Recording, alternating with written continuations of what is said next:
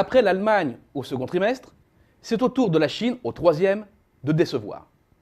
La croissance est descendue à 7,3% sur un an. C'est le chiffre le plus faible affiché depuis 2009, époque où la Chine subissait de plein fouet le contre-coup de la crise financière internationale. C'est surtout la confirmation du ralentissement qui se profile depuis plusieurs trimestres. Le taux de croissance cède 0,2 points par rapport au trimestre précédent, mais surtout par rapport à la cible officielle. Cela ne semble pas grand-chose, mais dans le langage statistique chinois, ce chiffre constitue l'aveu que l'économie tourne en sous-régime. Sur le fond, le malaise semble profond. Dégradation du marché de l'immobilier, jusqu'ici soutien infaillible de l'activité, surcapacité industrielle, gonflement de l'endettement du secteur public pour financer des infrastructures à la rentabilité douteuse, rôle opaque du shadow banking, ce réseau informel qui échappe à toute réglementation avec ses banquiers de l'ombre qui fragilisent tout le système financier chinois par ses prises de risques incontrôlées. La transition vers un modèle de croissance moins extraverti, plus autocentré, est une voie plus douloureuse que prévue et n'est pas exempte de risques, à la fois sur le niveau de croissance à attendre et sur sa stabilité financière.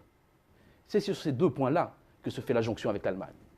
Il faut revenir ici sur ce qui obsède les Allemands, le financement de leur retraite. Et pour cause, l'Allemagne est un pays déjà vieux. Une personne sur deux a plus de 45 ans. Les plus de 65 ans représentent actuellement près de 21% de la population totale et en représenteront 28% environ d'ici 2030. Pour la France, ces chiffres sont respectivement de 40 ans pour l'âge médian, de 17,6% pour les plus de 65 ans dans la population totale d'aujourd'hui et de 23% demain.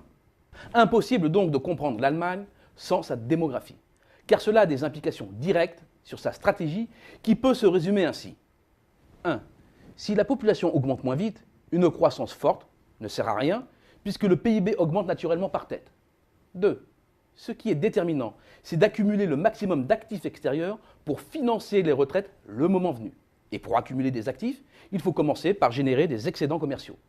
3. L'ennemi, c'est l'inflation, car elle vient rogner le pouvoir d'achat de la rente. Il faut donc un euro fort et une inflation faible, quitte à mettre en panne la demande européenne. Problème mineur, car tout l'enjeu consiste à placer l'économie dans le sillage des émergents, et notamment de la Chine. La lecture de la direction prise par les exportations allemandes en biens d'équipement éclaire bien la situation. Le cap est résolument mis sur le grand large, Chine en tête. Là où le bas blesse, c'est que la tendance s'est cassée depuis 2012, et avec elle plusieurs certitudes, comme l'émergence rapide d'une classe moyenne capable d'absorber toujours plus de produits allemands.